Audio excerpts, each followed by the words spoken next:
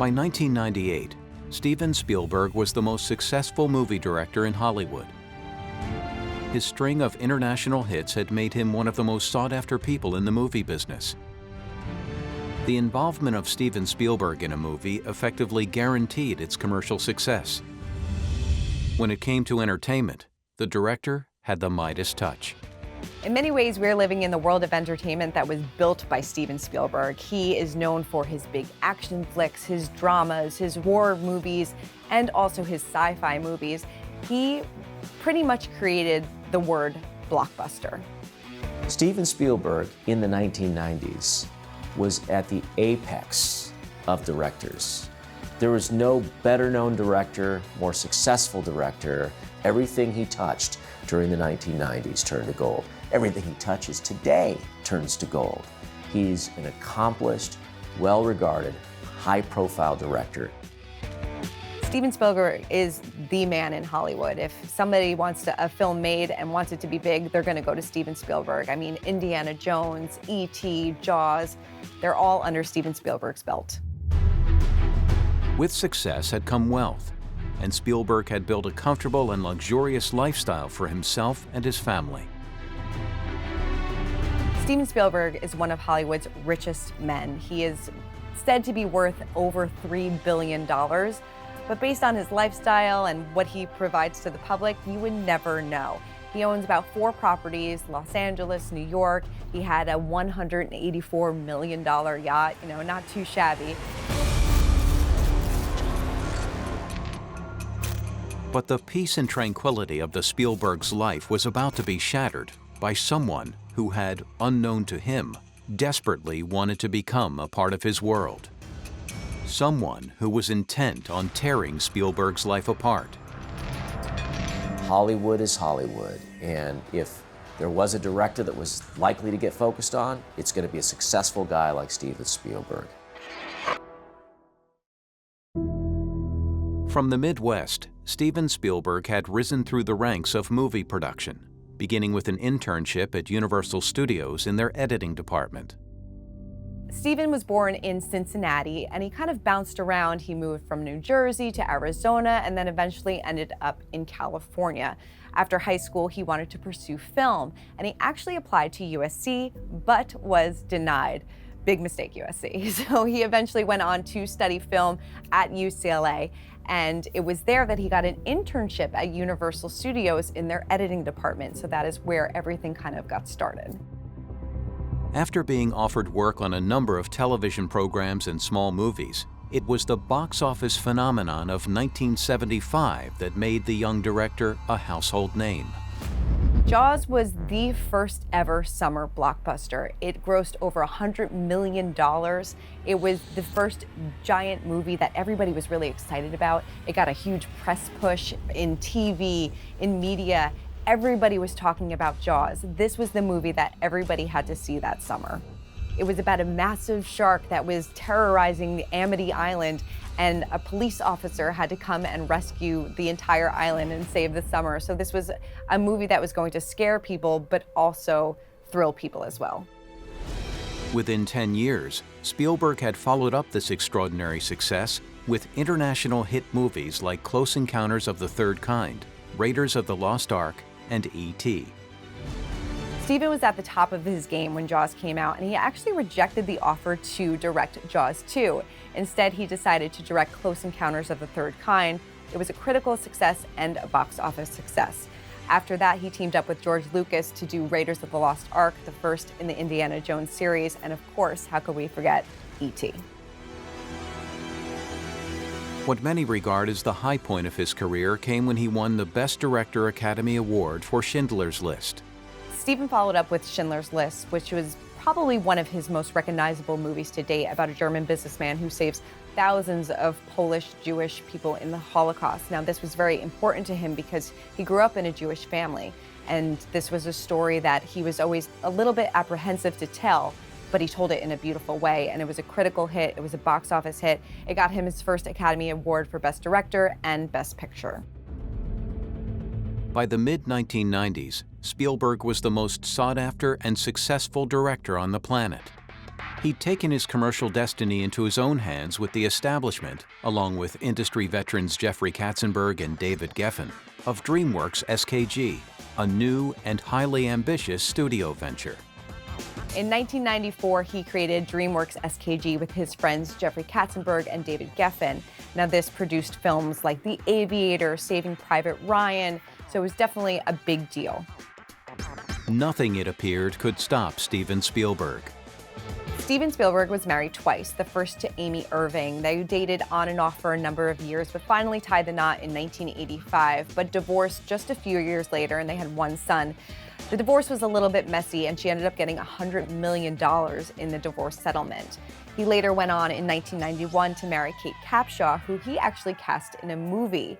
They went on to have 5 children together and 2 adopted children. But with stardom comes fan worship, and to protect himself, Spielberg was living in a secure home in Pacific Palisades. Spielberg had concluded that Los Angeles was the only logical place to live, as he was inextricably bound to the city by the demands of his career. Los Angeles was also the headquarters of Amblin Entertainment, the production company he ran out of the Universal Studios lot. The house on Amalfi Drive that Spielberg had chosen had a significant past, and the history of the house had instinctively attracted Spielberg. This house was a beautiful, beautiful spread worth millions and millions of dollars, but it also had a big history. It was owned by Cary Grant. It was owned by the producer of Gone with the Wind. So he instantly fell in love with this home. He had it renovated. He had a vineyard put in that overlooks the ocean. This is what Hollywood big money will buy you. And also, when he was building this house, he wanted to make this a safe place. He had the architect make this a safe environment that nobody could get into. In addition to renovating and redesigning the house, the architect Harry Newman and his team needed to ensure that the property was also safe and impenetrable, a place where prying eyes would not be welcome. Spielberg had extraordinary amount of security. His house was a compound. There was no getting to Spielberg. Impossible. Normal people don't have the security that Steven Spielberg has. He has it because he knows he's a public personality, somebody who's way out there, especially at that time. He was the king of the mountain. But one person was determined to disrupt Steven Spielberg's privacy and to make his life a living hell. His name was Jonathan Norman, and he was about to enter the director's life, and he had the potential to change it irrevocably.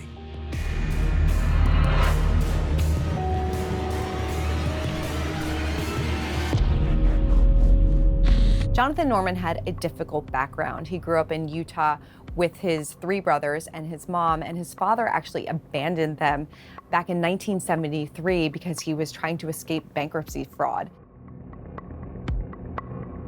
His father had been on the FBI's wanted list, was a fugitive from justice. He had been violent with him growing up, so there was that kind of deal going on with him.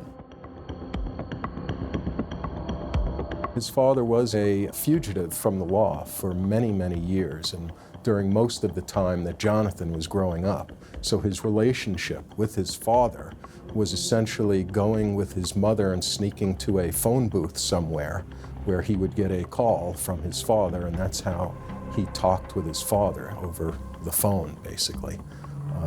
That was the relationship. So it was quite odd. After leaving home, Norman moved to Los Angeles and attended UCLA, graduating in 1990, after which he drifted through various jobs.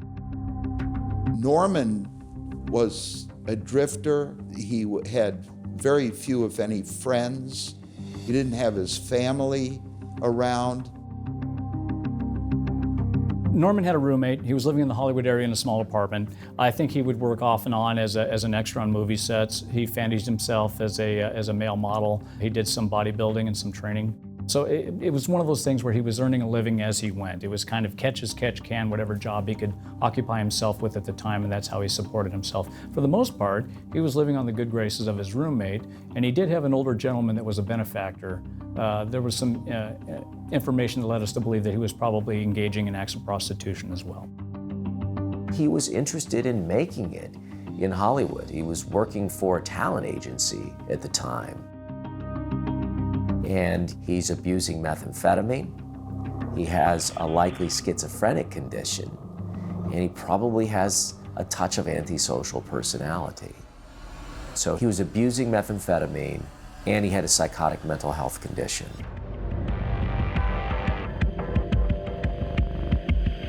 Norman had a history of violence, and you'd take a look at his childhood, and he was abandoned by his father at age 6. He had violent interactions with classmates in his school. He had several arrests for violence. In fact, he was on probation for having attacked a group of Jewish senior citizens with his vehicle, attempted to run through the group, and then actually got out of his car. There was absolutely no reason for him to do it. It was just a crime of opportunity, if you will. He saw a group of people, for some reason, he took it upon himself to attack that group of people. Basically beating on them, and he's a black belt in the martial arts. Did serious harm to several people before they were able to restrain him and have him arrested. Unknown to anyone why he did that. He claimed that they looked at him in a certain way that offended him. They claimed they were simply walking across the street having just had lunch at a local restaurant. So where do you put the blame? Obviously with Mr. Norman, he's the one that affected the attack, but he had a history of violence. There was no rhyme or reason to some of his violent acts, just simply he liked engaging in acts of violence. Jonathan suffered, he had mental health problems, severe ones. He had severe drug problems, and I don't think you have to be a genius to put 2 and 2 together. Obviously, the way he grew up was, I'm sure, a contributing factor. Convicted by the courts, he spent a year in prison. He'd been convicted of assault with a deadly weapon. He was put in prison for a period of 18 months. While he was in prison, via the entertainment channels that were on television, he was able to see people like Steven Spielberg and David Geffen, some of the entertainment figures of our Hollywood community, and for an unknown reason why, he developed this fixation on Steven Spielberg.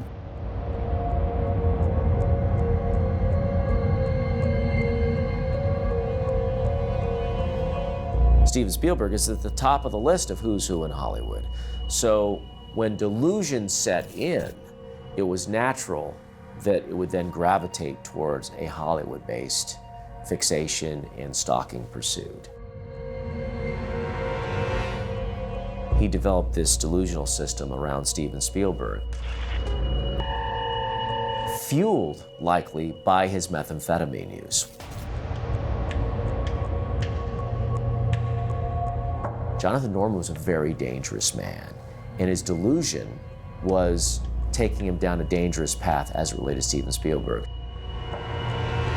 But as Steven Spielberg would discover, Jonathan Norman was not easily deterred. And as his obsession continued, his next moves were to be life-threatening.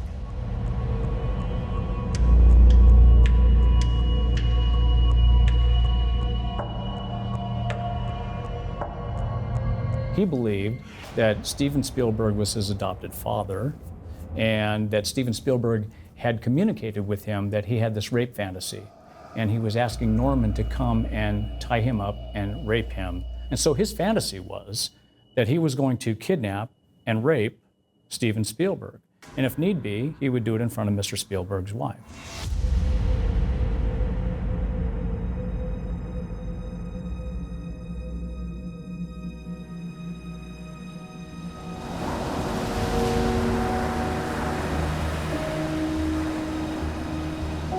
Oblivious to the impending threat from Norman, Spielberg was fully engaged with the production in Ireland of Saving Private Ryan.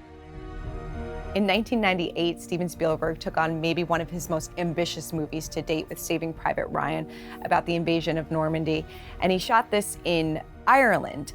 So this was a massive production. He teamed up with Tom Hanks, he teamed up with Matt Damon to create this World War II story and bring it to life. When the news broke that Spielberg was going to be producing and directing a movie, it was phenomenal. The excitement in Wexford and in the entire southeast, it just caught hold like wildfire. The idea that you had this god of Hollywood direction coming to make a mega movie in Ireland, in Wexford. They basically had picked out and recce'd over the past previous 12 months Ballinesker Strand on Curracloe Beach to replicate what had happened on Omaha Beach for the D-Day landings. And the fact that it was Spielberg, the biggest name in a lot of people's minds in Hollywood, was coming to Ireland, coming to a small part of Wexford, a really rural part of County Wexford, to film what we didn't know was going to be one of the biggest movies of all time.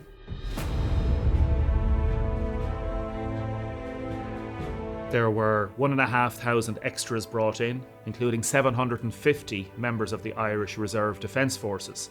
There were 500 guns brought in that would fire blanks, and the others that weren't real, they were all replicas. They were done in such a way that you couldn't distinguish from one to the other. Spielberg had this raw energy and intensity and a magical aura about him that people bought into. He was welcomed with open arms, and anything he wanted, he had.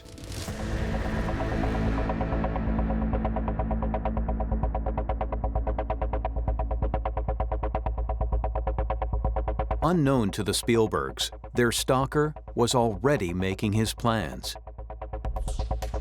On June 29th, Norman drove a rented Jeep Cherokee to the Spielberg residence.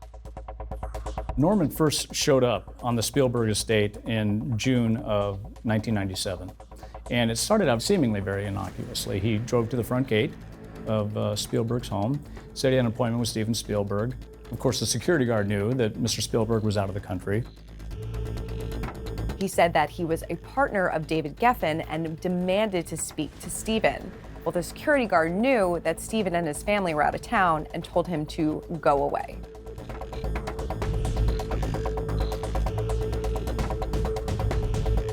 Several days later, Norman returned to the Spielbergs' house. But this time he was with a friend. So he opened up a day planner and showed him pictures of Steven with his head on a naked body and said that he was going to climb the wall and rape Steven.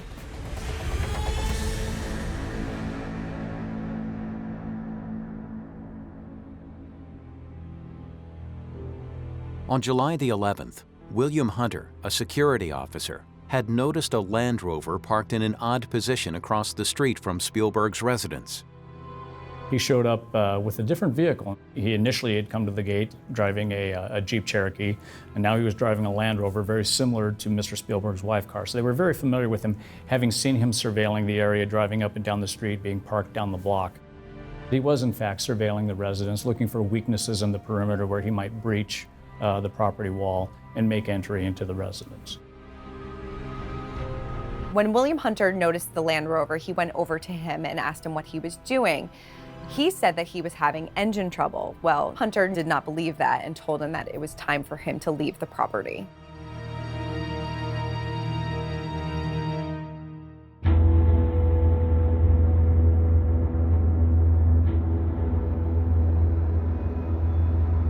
A few hours later, at about 7 a.m., the Spielberg Security Company responded to several calls reporting a man in the backyards of the homes near to Spielberg's residence. On July 11th, 1997, he comes back. He parks down the street, gets out of his car, jumps over a neighbor's fence and starts prowling the neighbor's backyard. Neighbor sees him, confronts him.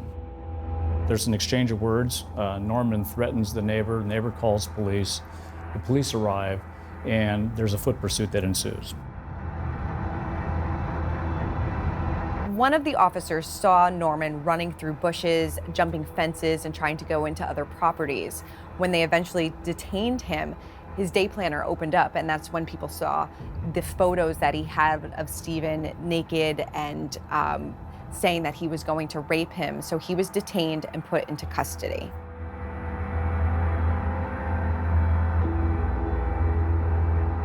He identified himself as David Spielberg, and explaining that he had been chased by jackals, ferocious dogs owned by Spielberg. They called a mental health response team. He was evaluated, but a tactical error.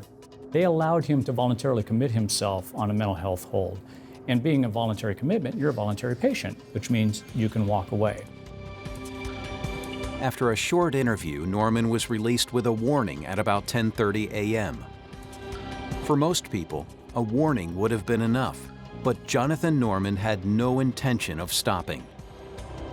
5 hours later, he walked away from the mental health facility, returned to his car, immediately responded back to the Spielberg residence, where he attempted to force the gate open with his car, and he was detained by security guards.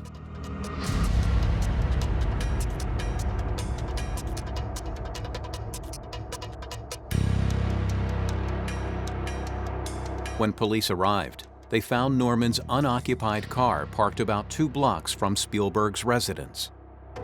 What officers found was disturbing. Turns out he had a rape kit in his vehicle. He had several sets of handcuffs. He had electric shock devices for the nipples. He had envisioned tying up Mr. Spielberg, raping him in front of his wife, and torturing him in front of his wife. In his car, he had like a day planner. He had writings that talked about his violent fantasies, which included having a pistol and forcing people at gunpoint to submit to his sexual violence.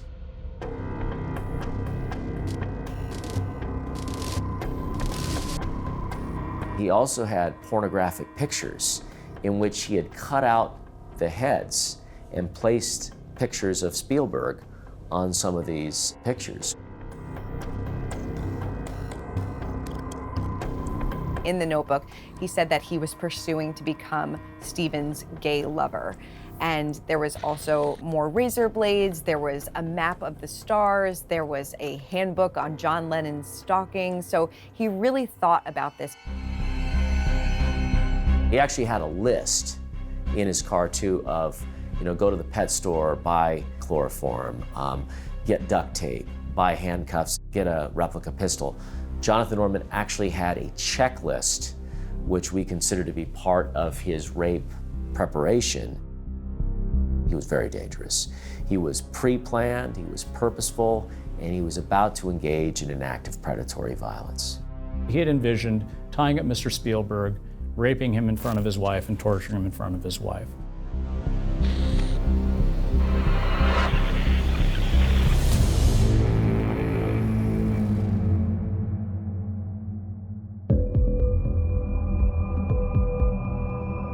When asked what he was doing in the area, Norman said he had had an appointment with Spielberg about a screenplay that involved one man raping another man, and that the handcuffs and tape were props. At the time, he's quite delusional. He claims that he was there to show Mr. Spielberg a movie project that he had developed involving a rape fantasy, and he was going to pitch his screenplay to Mr. Spielberg. No screenplay was found in the car. Norman was placed on a 72-hour hold, which was later extended. This time, the right thing was done. He was interviewed, mental health team responded, and they placed him on an involuntary hold, which means he could not get up and walk away and leave the hospital. On July 14th, a security agent notified Spielberg's lawyer, Bruce Raymer, about the events on June 29th and July 11th. On July 17th, Norman was released from custody and Raymer was notified. He in turn contacted Spielberg in Ireland and told him about Norman's conduct.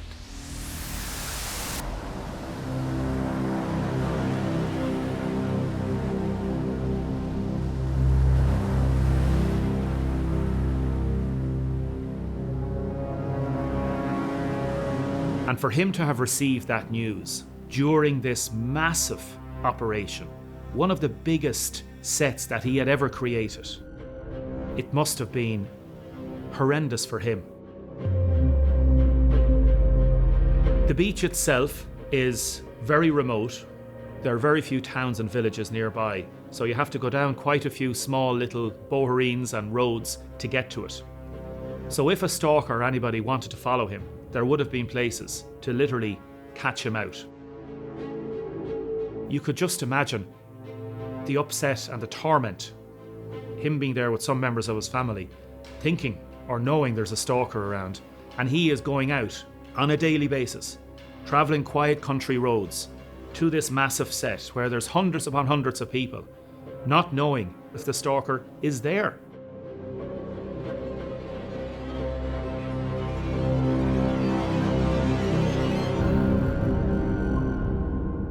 With 500 guns being on the set, one wonders what was going through Spielberg's mind, thinking, are one of these guys actually stalking me? Is there something going to happen here? Would a real bullet find his way to him? So there must have been a lot of torment going on in his mind. He would be brought onto set in a van or a jeep with security guards and spending the hours on set and then brought straight back out. There was a feeling that here was this man who obviously relates very well to the general people and population, and he wasn't giving any interviews. He wasn't talking to the people. How anybody could have worked knowing there was a stalker on his case who may well have been out to murder him and deal with hundreds of people while making a mega movie is unbelievable. The torment and torture that Spielberg must have gone through. If he had not been able to compartmentalize his feelings, the entire set and the entire Saving Private Ryan could have been a disaster. It may not have happened.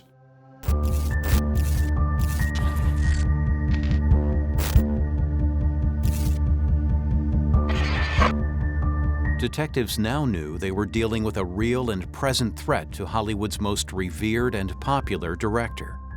But Norman had still to face trial before Steven Spielberg could be assured that he and his family were safe. Knowing he was the subject of such threats was terrifying.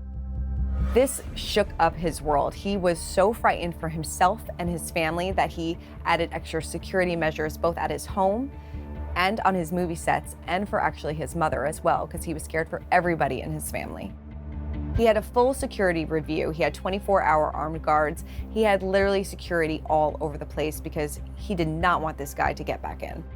He had a motorcycle outside of his film studio in case anybody came in, he could make a quick getaway. So this pretty much all consumed his life for quite a period of time. Norman was in custody, and the LAPD were taking no chances.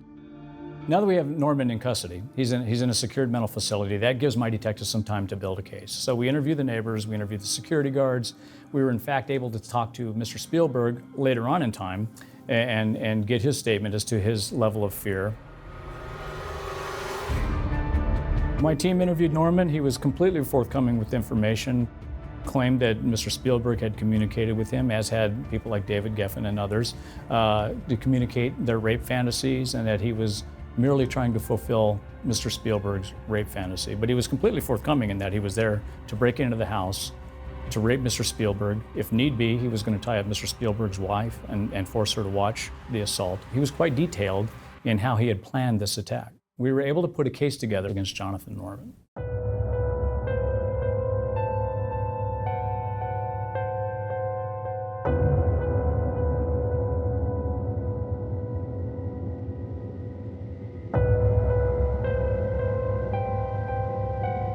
I interviewed Jonathan Norman in prison, and the day I went to see him, he was in solitary confinement because he had been obsessed with and stalking another inmate. So that tells you that these stalkers will not just stick with one person, they will often have multiple victims that they're fixated upon. But when I met with him, I said, so what shall I refer to you as? Mr. Norman, Jonathan, what would you like? He said, you can call me Mickey Mouse.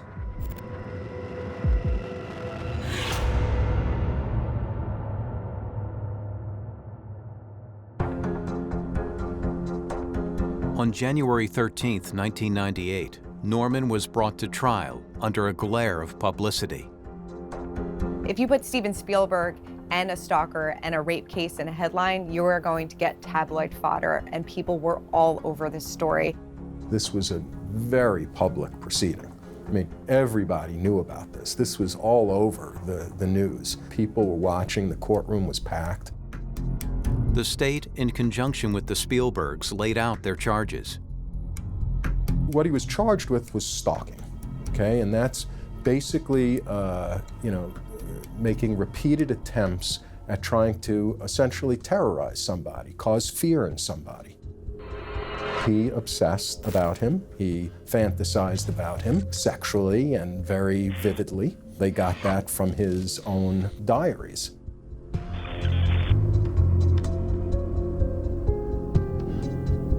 He had a journal where he talked about his violent fantasies, about how he'd been watching Steven Spielberg, and he had this kind of hypothetical scenario where he was going to, do rape and that kind of thing. So it was a pretty twisted, delusional system that Jonathan Norman had.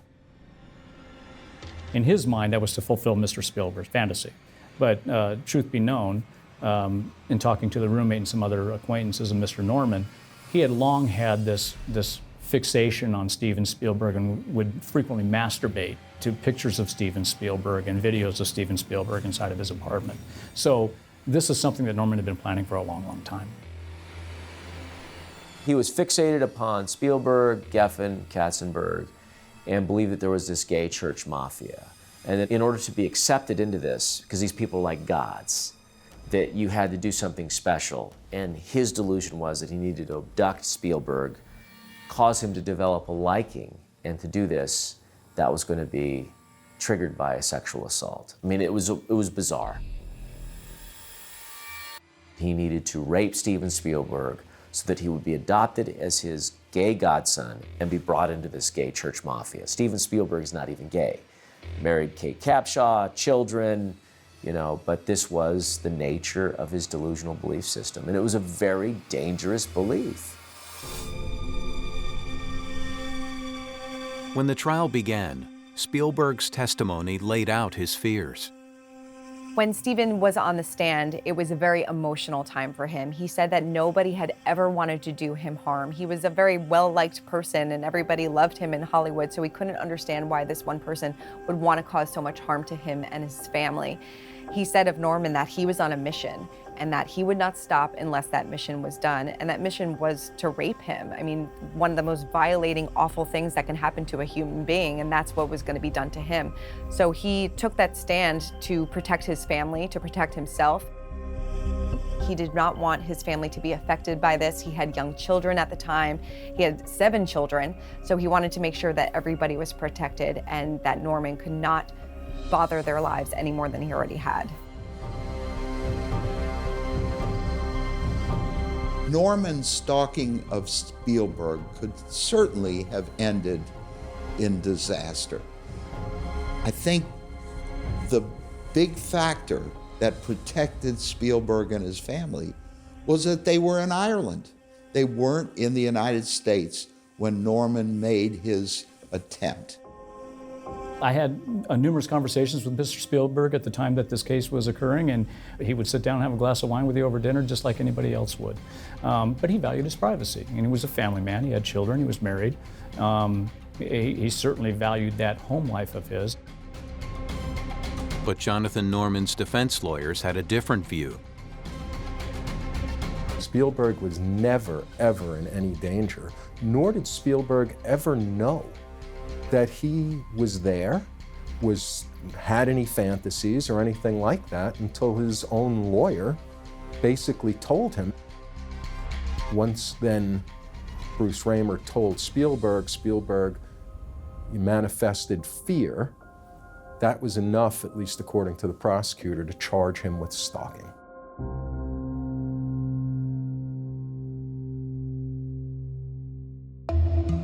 But Norman had a complicated record and was about to fall foul of California's 3 strikes rule.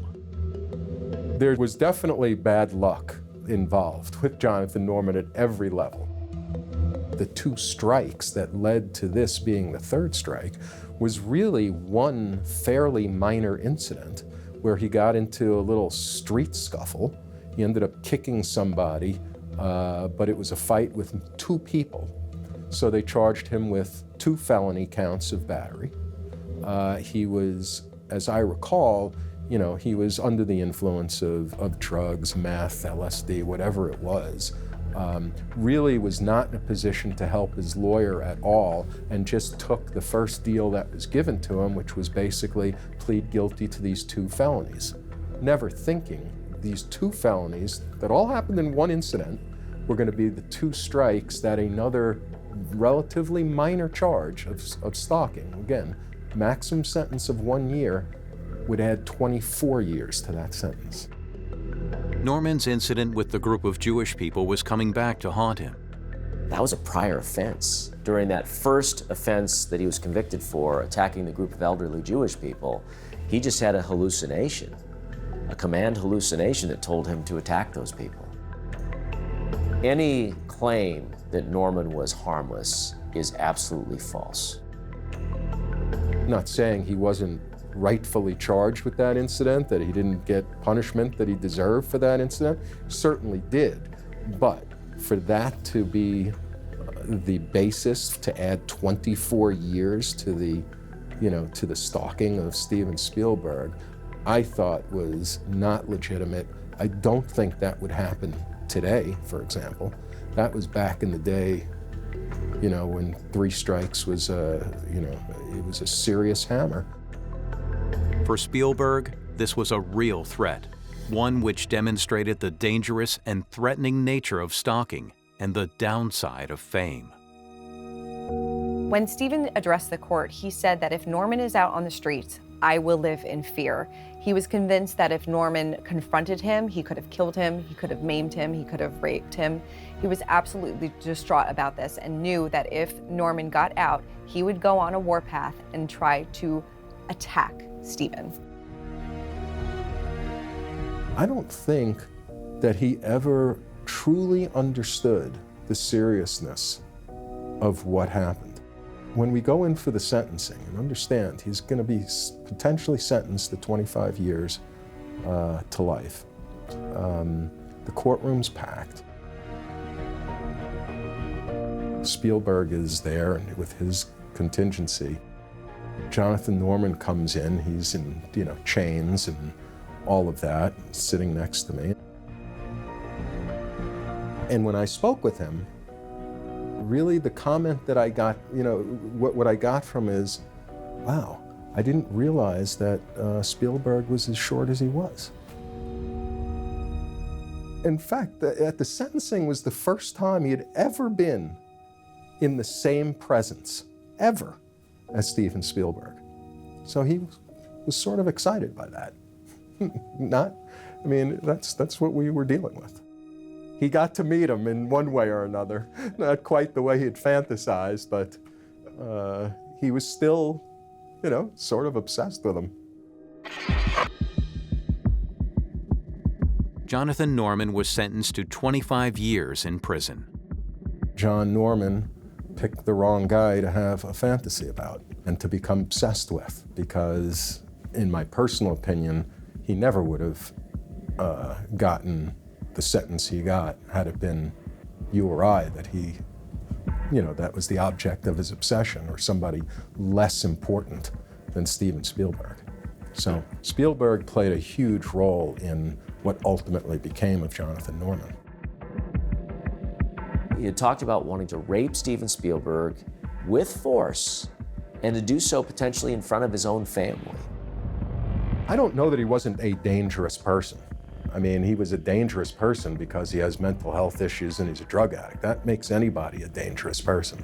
But 25 years in jail for this? Come on, crazy.